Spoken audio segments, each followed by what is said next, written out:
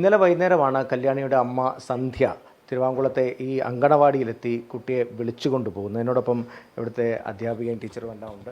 Teacher എപ്പോഴായിരുന്നു അവരൊന്ന് വിളിച്ചുകൊണ്ട് പോയത്? എന്തെങ്കിലും സംശയം തോന്നിയോ?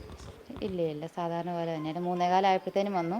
നേരെ വന്നു പറഞ്ഞു കഴിഞ്ഞാൽ അല്പം നേരത്തെയാണ് വന്നത്. ഞാൻ 3:30ക്കാണ് നമുക്ക് അങ്കമാടി വിടുന്നത്. അപ്പോൾ ഞാൻ നേരത്തെ വന്നോ എന്നുള്ള രീതിയിൽ ആൾ ഒന്ന് ചിരിച്ച് കാണിച്ചു. അപ്പോൾ കൊച്ചുവീടുന്ന് ഫുഡ് കഴിക്കുമായിരുന്നു. അപ്പോൾ അവിടെ ഇറത്ത് തന്നെ ഇരുന്ന് കൊച്ചു ഫുഡ് കഴിച്ച് തീർന്നവിടം വരെയും വെയിറ്റ് ചെയ്ത് ഫുഡൊക്കെ കഴിച്ച് കൊച്ചിനെയും കൊണ്ട് പോയത്.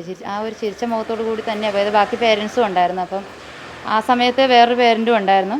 അപ്പോൾ ആളാണ് ആദ്യം ഇറങ്ങിയത്. അപ്പോൾ അവരുടെ തൊട്ട് പുറകെ തന്നെയാണ്. അപ്പോൾ അവർ പറഞ്ഞു അവിടെ നിന്ന് തിരിഞ്ഞ് നോക്കിയപ്പോഴത്തേനും കൊച്ചി ചിരിച്ച് അമ്മയുടെ കൂടെ അങ്ങ് പോണതാണ് കണ്ടത്. അപ്പോൾ നമുക്കതിലൊന്നും ഒരു അസ്വാഭാവികത ഒന്നും തോന്നിയിട്ടില്ല.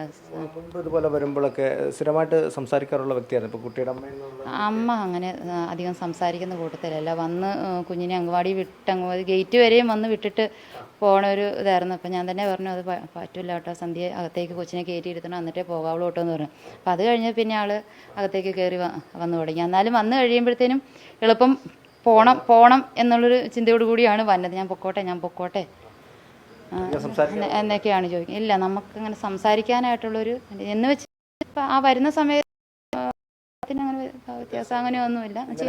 ഇന്നലെ സന്തോഷത്തിലായിരുന്നു. അതെ, രാവിലെയും 10 മണി എപ്പോഴത്തേനാണ് കൊണ്ടുവിട്ടത്. രാവിലെയും നമുക്കങ്ങനെയൊന്നും ഫീൽ ചെയ്താൽ സന്ധ്യയുടെ പ്രകൃതി എങ്ങനെയാണോ അങ്ങനെ തന്നെയായിരുന്നു ഇന്നലെ. ഈ ഒന്നും ഉണ്ടായില്ല.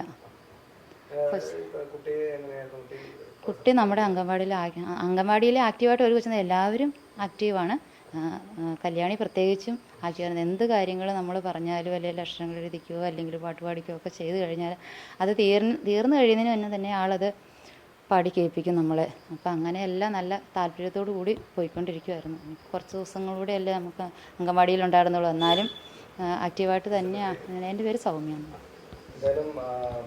യാതൊരു മുഖഭാവവും ഈ അമ്മയ്ക്കില്ലായിരുന്നു. അതായത് ഇങ്ങനൊരു സംഭവം നടക്കുന്നതിന് മുമ്പാണ്, കൃത്യം 3 മണിയോടുകൂടിയാണ് ഇവിടെ എത്തിയത് എന്നുള്ളൊരു വിവരമാണ് ടീച്ചറും പങ്കുവെക്കുന്നത്. അപ്പോൾ കാര്യമായിട്ടുള്ള ഭാവവ്യത്യാസങ്ങളൊന്നും ഇല്ലാതെയാണ് അവരിവിടെ വന്ന് കുട്ടിയെയും വിളിച്ചുകൊണ്ട് പോയത്. അതുകൊണ്ട് തന്നെ എന്താണ് ഈ സംഭവത്തിൽ നടന്നത്, എന്താണ് ഈ ഒരു കൃത്യത്തിലേക്ക് നയിച്ച മോട്ടീവ് എന്ന് കണ്ടെത്തേണ്ടത് പോലീസിനെ സംബന്ധിച്ചിടത്തോളം വളരെ നിർണായകമാണ്. അതിനുവേണ്ടിയുള്ള ചോദ്യം ചെയ്യലടക്കം നടന്നുകൊണ്ടിരിക്കുന്നു എന്നുള്ള വിവരമാണ് നമുക്ക് ലഭിക്കുന്നത്.